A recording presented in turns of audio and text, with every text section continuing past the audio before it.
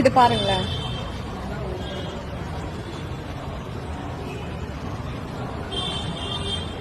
திரும்பி பாக்குறாங்க அந்த பொண்ணு நிக்கிறா, இப்படி பண்றாங்க, மறுபடியும் தள்ளி போறா, மறுபடியும் இப்படின்ட்டு போறாங்க. ஆக்சுவலி அது வேணும்னு பண்ண மாதிரி தான் இருக்கு.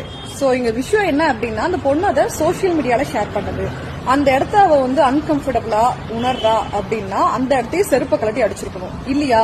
போலீஸ் ஸ்டேஷன்ல ஹேண்ட் ஓவர் பண்ணிருக்கணும். அதாவது உண்மையாவே அது தப்பா அந்த பொண்ணுக்கு ஃபீல் ஆச்சு, அது தப்பு அப்படின்னா. சோ அந்த பொண்ணு பண்ண விஷயம் சோசியல் மீடியால ஷேர் பண்ணது. நிறைய பேர் சொல்றோம் இல்லையா, ட்ரெண்டுக்காக அதை பண்ணிருக்கா அப்படின்ட்டு. அந்த ட்ரெண்டை கிரியேட் பண்ணது யாரு? பாத்துட்டு இருக்க நீங்களும் நானும் தான். சோ எதெல்லாம் சோசியல் மீடியால ஷேர் பண்ணா ட்ரெண்ட் ஆகும் அப்படின்றத தெரிஞ்சுக்கிட்டு ஒரு சில விஷயங்கள் பண்றாங்க. சோ அப்படி பார்த்தா குற்றவாளிகள் நாமளும் தான். சோ ஒரு உயிர் போயிருக்கு. ஒரு விஷயம் என்ன அப்படின்னா, இறந்துட்டாங்க அப்படின்றதுக்காக அவங்க பண்ண விஷயம் நியாயமாகிடாது. அவர் மேல தப்பு இருக்கு அப்படின்ற பட்சத்தில் நான் சொல்றேன்.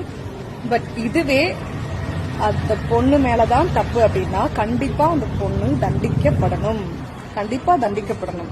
ஆனா உண்மை எது பொய் எது அப்படின்றது நமக்கு தெரியாது. அதனால எந்த ஒரு விஷயத்தையும் தேவையில்லாம கிரியேட் பண்ணாதீங்க. ஒருத்தர் இறந்துட்டாங்க அப்படின்றதால அவங்க பண்ண விஷயம் சரியாகிடாது. பட் உயிர் போயிருக்கு. அது உண்மையா பொய்யா, இல்ல வேணும்னு பண்ணாரா, இல்ல அது என்னன்னு தெரியல. பட் எந்த ஒரு விஷயத்தையும் தேவையில்லாம ட்ரெண்ட் பண்ணாதீங்க.